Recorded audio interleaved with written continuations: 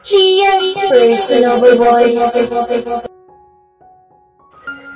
Bigla akong nilukob ng kakaibang takot at kaba. Napalingon ako sa wristwatch ko at pasado 9:00 na ng gabi pero heto at nasa university pa rin kami ng mga kaibigan ko sa dami ng mga na-miss naming subject na kailangan naming tapusin. Pasimple kong sinilip ang phone ko pero wala pa ring message sa akin ng asawa ko mula pa kanina na ang sabi ay pauwi na siya. Tumayo na akong ikinalingon sa akin ng mga kaibigan ko, maging ng prof namin. Mauna na ako. Napatayo na rin ang mga ito na nagtatanong ang mga matang nakatutok sa akin. May problema ba, buddy? Nag-aalalang tanong ni Kate na nagligpit na rin ng gamit. Umiling ako at pilit ngumiti kahit ang totoo ay parang may nag-uudyok na sa aking umuwi. Hindi ko maipaliwanag ang nararamdaman ko.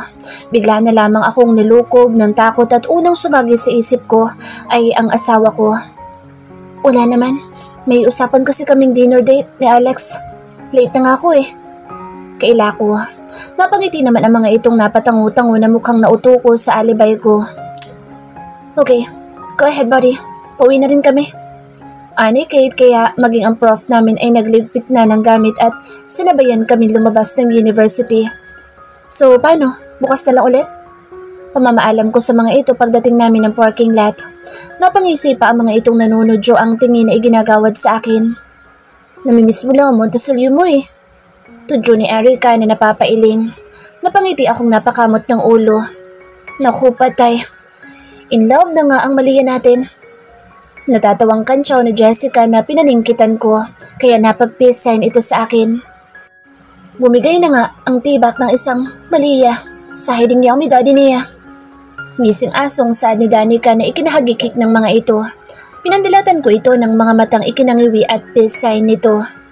Sige na, drive safe Malia. Pagtataboy sa akin ni Kate. Nagyakapan pa kaming anim sa isa't isa bago sumakay sa kanya-kanyang kotse. Halos paliparin ko na ang kotse ko makarating lang agad ng kondo.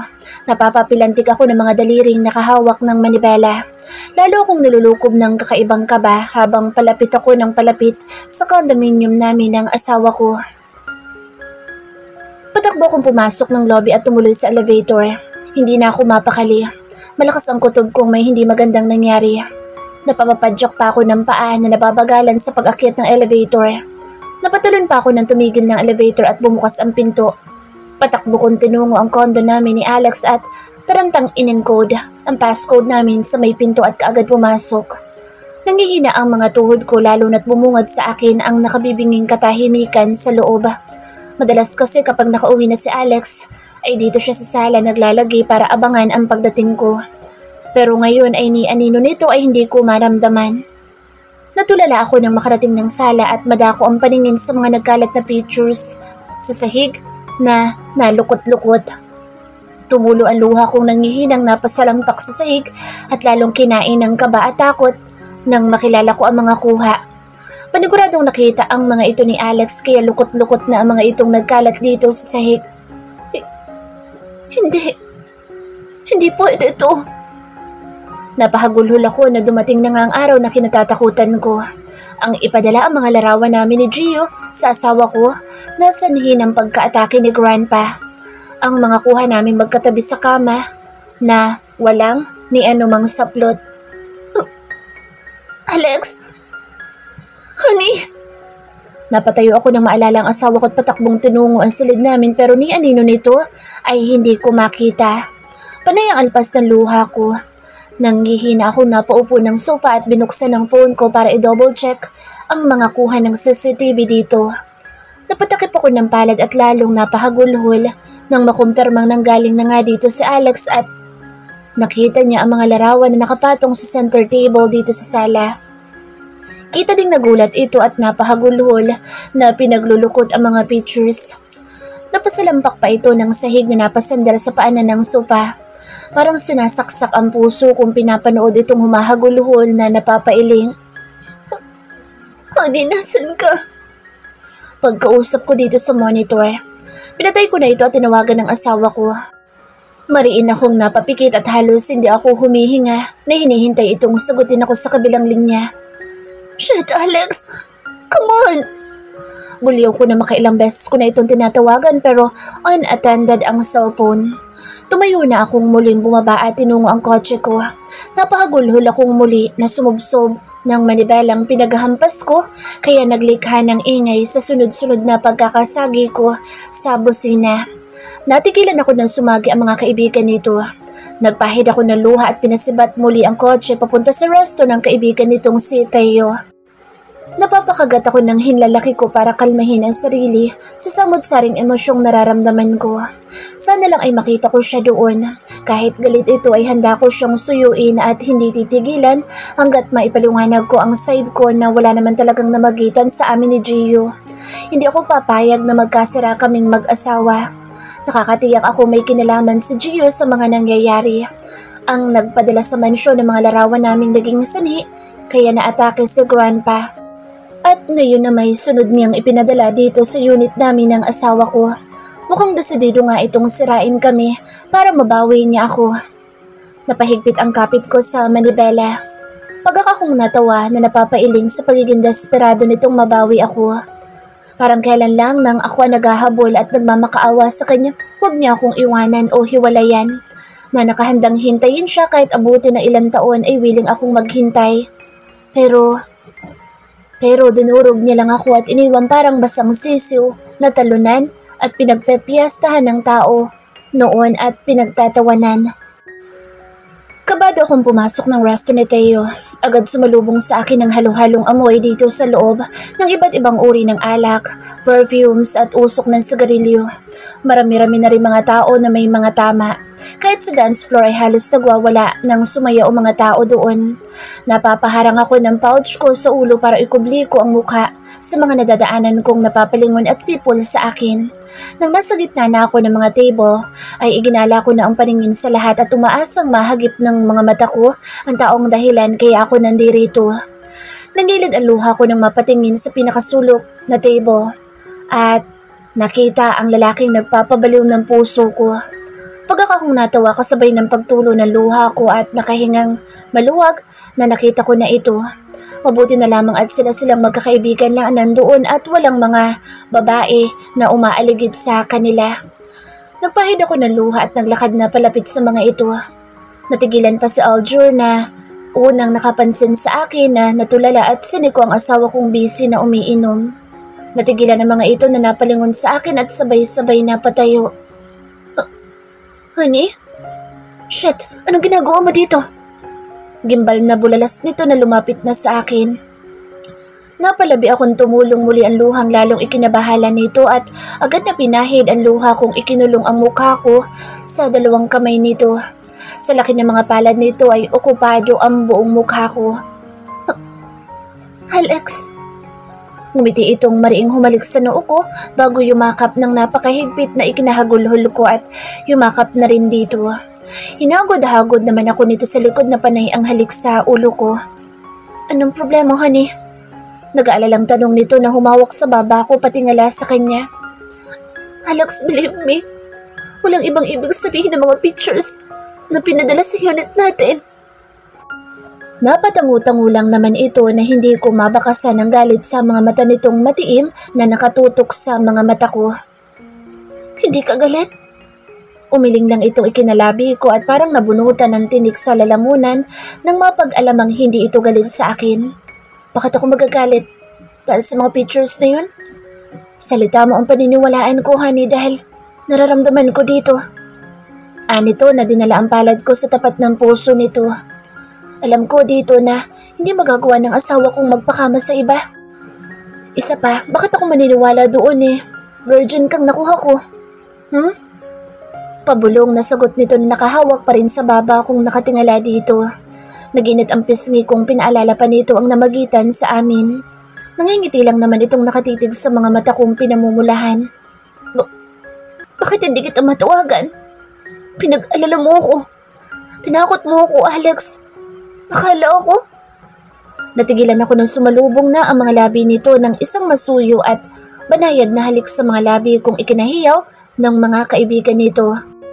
Napangiti na akong yumakap sa tagiliran nito at mas pinalalim ang pagtugon sa mga labi nitong puno ng pag-iingat ang iginagawad na halik sa akin. Thank you, honey.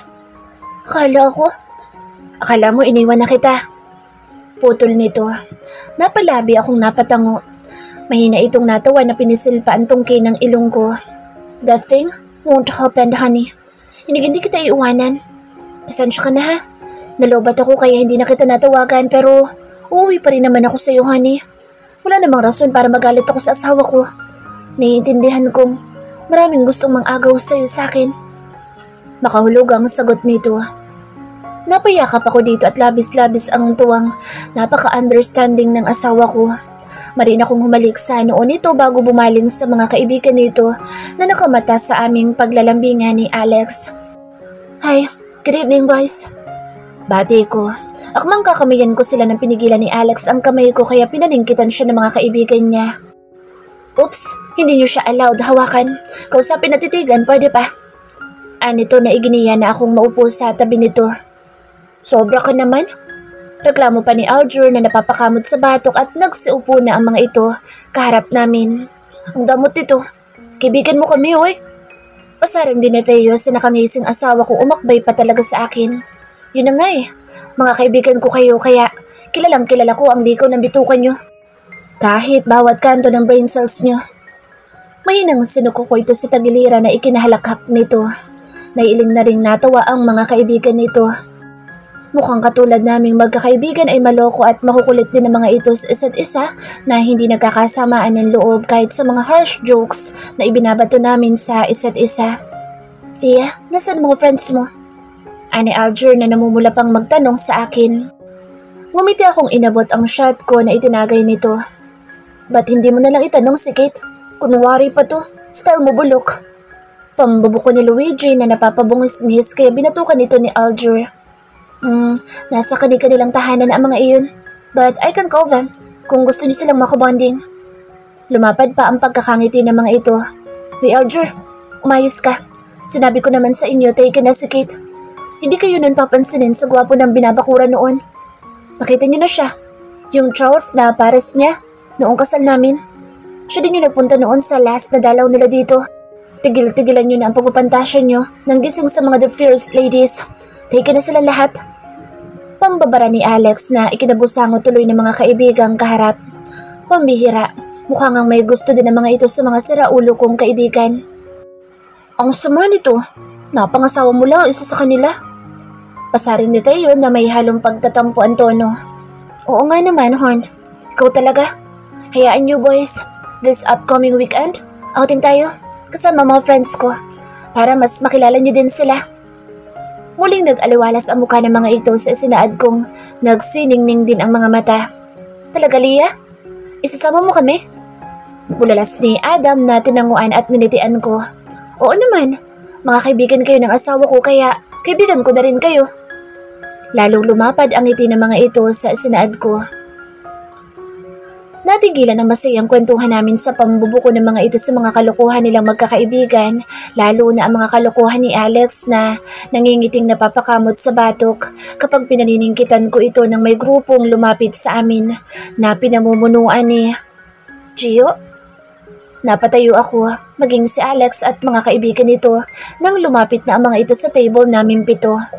Nakangising aso pa ang mga itong palipat-lipat ang tingin na nang-uuyam sa mga kaibigan ni Alex, lalo na't nakakasual lang na polo shirt at jeans ang mga ito, unlike them na mga nakapang-opisina pa ang suot. Napahawak ako sa kamay ng asawa ko ngayon nakikipagtagisan ng tingin kay Gio na matamang ding nakatitig dito na may halong pang-uuyam ang iginagawad. May ibang pwesto pa naman mga pre. Basag na Theo sa pagpapaligsahan nila ng masamang tingin. No, we insist to join your table. Ani Gio, napailing na lamang ako sa kakapalan ng mukha nito. Nagtatanong naman ang mga mata ng kaibigan ni Alex na napatingin sa aming mag-asawa. Hindi mo ba naisip kung gusto din ba namin kayo makasama sa isang mesa? May halong pang-uuyam kong diretsahang tanong na ikinalunok nito na sa akin na napatitig. Pinanatili kong walang kaemo-emosyon ang mga mata kong nakipagtagisan sa nangungusap nitong mga mata. It's okay honey. Kung gusto na lang makisalo, handa naman akong makashare ng lamesa. Ani Alex na pinipisil-pisil na ang kamay ko. Talaga? Okay lang sa'yo, pre? Sana, sa ibang bagay din okay lang sa'yo mag-share tayo. Makahulog ang sagot nito na may ngisi sa mga labi. Nagpanting ang panga namin ni Alex dahil alam naman namin ang pinupunto nito. Yumakap ako sa tagiliran ni Alex at umakbay naman ito. Napalunok itong napatitig sa kamay ni Alex na nakahawak sa braso ko at iginiya na akong naupo sa lap nitong ikinasinghap ng mga kaibigan nito. Naupo ang mga ito sa available na mesa katabi namin na matamang nakatitig sa amin ang mga pares ng mata nito kaya sinasadya kong mas maglambing kay Alex na hindi ito sinusulyapan dahil ramdam naman namin ang matiim nitong pagtitig. Honey, sino ba siya? Bulong nito sa punong tenga ko habang kalong ako na nakayapos sa tiyan ko ang isang kamay at nakapatong sa balikat ko ang baba. Someone from my past, hon. Simpleng sagot ko sabay tungga ng shot ko. You okay? Tanong ko ng matahimik na itong nakayaka pa rin sa akin. Oo naman, honey. Akin ka na kaya wala naman akong dapat ipangamba at selos, hindi ba? Nilingon ko ito tinaplos sa pisngi na matamang tinititigan sa mga mata. You have nothing to worry about, honey. Iyong-iyo si Malia Bonavista. Nakangiting sagot ko na nag-smoke kiss sa mga labi nitong ikinahiyaw ng mga kaibigan nito. Napangiti na rin ito at umaliwalas ang mukhang kanina lang ay kita ang pagkabahala na kaharap si Gio. Maghahating gabi na nang napagpasyahan naming umuwi na lalo't may trabaho pa ang asawa ko bukas at may pasok rin ako sa school. Naiwan naman ang mga kaibigan nito dito sa resto dahil may silid naman ang mga ito kaya kahit malasing sila ay hindi problema ang tutulugan nila. Magkayakap kaming lumabas ng asawa ko dahil kapwa na rin kami may tama sa dami ng nainom namin. Akmang papasok na kami ng kotse nang may pumigil sa braso ko na ikinagising ng lasing kong diwa. Maging si Alex ay natigilan din at sabay kaming napapihit. Nagtagis ang pangako at pabalang na iwinaksi ang kamay ni Gio na nakahawak sa braso ko. Mabuti na lang at mag-isa lang ito at hindi kasama ang mga alipores. Malia, let's talk. Pagkaka ko natawa at napailing na bumitaw sa pagkakayakap kay Alex, natulad ko'y umayos ng tayo. Sabihin mo na, inaantok na kami ng asawa ko. Ani Alex na diniinan ang pagbigkas ng asawa ko. I'm not talking to you. Ismid nito. Malia, please. Baling nitong muli. Napahalukip-kip akong tinaasan ito ng kilay. Yumapos naman ang asawa ko sa bewang ko na ikinalunok ng kaharap namin. Kita din ang pagdaan ng sakit sa mga mata nitong napatingin sa kamay ng asawa kong nakayapos sa bewang ko. Sabihin mo na dahil inaantok na kami ng asawa ko. In private, please. Napangisi ako. Do you think iwanan ko saglit ang asawa ko para lang makausap ka? In your dreams, Gio. Sabihin mo na ang gusto mo. Sa harap namin mag-asawa. Napalunok pa ito na napaiwas ng tingin. Kita ko naman sa peripheral vision kung napapangisi ang honey ko dito. What? Untag ko sa pananahimik nito. Please. Pagsusuma mo pa nito ay kinailing ko. Let's go, hon. We're just wasting time here. Ani ko at sumakay na ng kotse. Pinukulan ito ng masamang tingin bago pumasok ng kotse. Sumunod din naman si Alex na umikot sa driver's side. Hindi mo ba siya kakausapin, honey? Umiling akong napasandala. Napatampal ako sa noo. Inaantok na ako at ramdam kong pagod na rin pati mga brain cells ko sa maghapon namin pagsusunog kilay. Nasulyapan ko pa sa side view mirror ang pagtitig nito sa papalayong kotse namin mag-asawa. Natahimik naman si Alex kaya inabot ko ang isang kamay nitong nasa kambyo at pinag-intertwined ang mga daliri naming saglit nitong ikinalingon at napangiti na rin. Don't mind him, hon. Hindi ang tulad niya ang makakasira sa atin. You trust me, right? Ani ko na nilingon ito. Mumiti naman itong tumango-tango. Kahit sa highway pa rin nakatutok ang paningin. Yeah, salamat, honey. Tama yung hula sa atin. May mga pagdadaanan tayong pilit tayong paghihiwalayin. Alam mo ba? Yun ang sumagi sa isip ko kanina. Kaya nga hindi ako nagpapadala sa mga litratong pinadala sa atin. Basta magkasama tayo, honey. Walang makakasira at makapaghihiwalay sa atin. Napangiti akong tumango nang maalala ang hula sa amin sa isla. Walang makakasira sa atin, Alex. Magkasama nating reresolbahin ang anumang problemang ibato sa atin ng kapalaran. Salamat, honey. I love you. Napalingon pa itong kumindat na ikinahagikik at iling kong pinipisil-pisil ang kamay nito. Dinala ko pa sa bibig ko ang kamay nitong masuyo kong hinalikan. Salamat din, honey. Salamat sa tiwala. Ha? Mahal din kita. Mahal na mahal. Alex Personal Voice. Kabado akong binabagtas ang highway patungo sa coffee shop na pagtatagpuan namin ni Gio na ex ng honey ko. Ayoko sanang patulan ang request nitong magkita kami. Pero gusto ko rin makausap ito ng masinsinan. Napatuwid ako ng lakad na makita ito sa dulong bahagi nitong coffee shop na prenteng nakaupo. Thanks for accepting my invitation, Mr. Montesilio. Anito na tumayo at naglahad ng kamay. Matapang kong sinalubong ang matiim nitong pagtitig at tinanggap ang pakikipagkamayan nito. You're welcome. Simpleng sagot ko at naupo na kasabay nito. You want anything? No, I'm good. Agad kong tanggi dahil wala naman akong planong makipagkwentuhan dito. Ramdam ko ang negative aura nito na hindi mapagkakatiwala ang gagawa ng matino. Napatango-tango itong napahinga ng malalim at matiim na nakipagtitigan sa mga mata kong matapang kong sinalubong. Let her go. Pagak akong natawa na napailing na ikinaigting ng panga nito. Why should I? Taas kilay kong tanong na nakangisi. Because she's mine from the very start, Alex. Anito na tila kumpiyansang-kumpiyansa na kanyang asawa ko. Are you sure about that? Cause if you don't know yet, let me tell you this, Gio. I was the first one. Napailing ito na napapapilantik na mga daliring nasa ibabaw ng lamesa. You're wrong. Before you met her, I already know and owned her. She promised me to wait for my comeback. She also begged me to wait for her when I leave this country years ago. I promised myself to come back and win her hearts back again, no matter what. Litanya pa nito na matamang nakatitig sa mga mata ko. Napainom ako ng tubig dahil ramdam ko ang pagkakatuyo ng lalamunan ko. The game is already over, Gio. You're already late because my wife loves me that much, more than you'll ever know. Napailing itong unti-unting napangising ikinapalis ng ngisi ko at bilis ng tibok ng puso ko. Come on, Alex. I know that your marriage is just arranged marriage.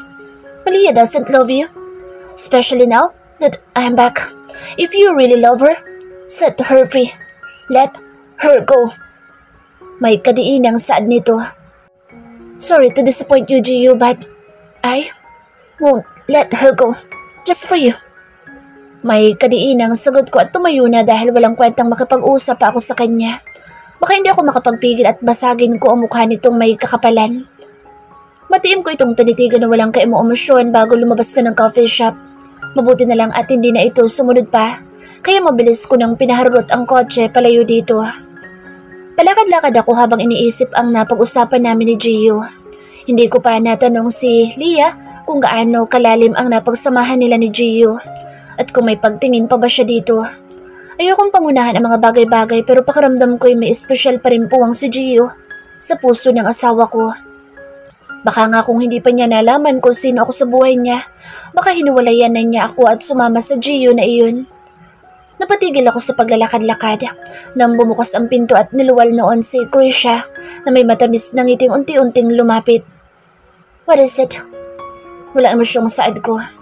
Sumikip tuloy ang opisina ko sa pagsulpot nito. Isa pa ito, lantaran ko na ipinapakitang wala ako ni katiting na pagtingin sa kanya, ay heto pa rin at obviously na pinagsisiksikan ang sarili sa akin na akala mo naman ay mapapantayan o mahihigitan ng asawa ko. Can I invite you for my birthday party tonight, Lex? Maarteng saad nito na prenteng na upo sa silyang kaharap ko na mukhang sinadya pang ililis, lalo ang slit ng skirt na kay iksi, kaya halos makita na ang suot nitong panty. Kahit blouse nito ay nakabukas ang 3 botones nito kaya litaw na litaw ang dibdib nitong tila sinasadya. Napapailing na lamang ako sa isip-isip ko. Kung hindi ko pa nahanap si Leah ay pwede ko pang patulan ito pero hanggang parausan lang. Pero ngayong asawa ko na ang babaeng hinihintay kong bumalik para tuparin ang ipinangako ay tuluyan nang nawalan ako ng gana sa ibang babae. Kung yung mga kaibigan nga niya na katulad niyang tila Diyos ang bumaba ng lupa, ay hindi maagaw ang atensyon at pagtingin ko sa asawa ko. Paano pa kaya ang iba? Lalo na sa Krisha na to. Magmumukha lang siyang batang hinamugan kung ilalapit sa asawa ko. I'm sorry, Krish. May lakad na kasi kami ng honey ko. Sagot ko na ipinagdiinan ang salitang honey ko. Namula itong napaiwas ng tingin na halatang tinamaan. Pilit itong ngumiti at tumayo. Lumapit ito na hinayaan ko lang pero ang hindi ko napaghandaan ay ang biglang paniniil nito sa mga labi ko na ikinanigas ko kasabay ng pagpihit ng kung sino sa pinto. What the hell's going on here? Natulak ko ito at parang sinabuyan ng malamig na tubig na bumungad na sa akin ang nanggagalaiting mukha ng asawa kong tila tigring mananakmal na nanlilisik ang mga mata. Honey, let me explain. It's not what you see us. Alex is mine. He's my boyfriend now, Miss Leah. Natigilan ako na pangangang napabaling kay Krisha sa isinaad nitong napakagaling mag-imbento. Kung hindi lang ito babae ay nasapak ko na sa kakapalan ng mukha. Honey, hindi. Nagsisinungaling lang. Hindi pa man ako tapos ay umatras na itong mabilis na ibinalibag ang pinto. Taranta akong sunundan ito pero hinablot naman ni Krisha ang braso kong ikinatigil ko. Umigting ang pangakong matalim itong tinitigan na kiming ngumiti lang. Bitaw! Madiing utos ko na ikinailing nito. Bakit? Para sundan mo siya? Nangingit-ngit ang mga ngipin kong pabalang na binaklas ang kamay nitong mahigpit na nakakapit sa braso ko.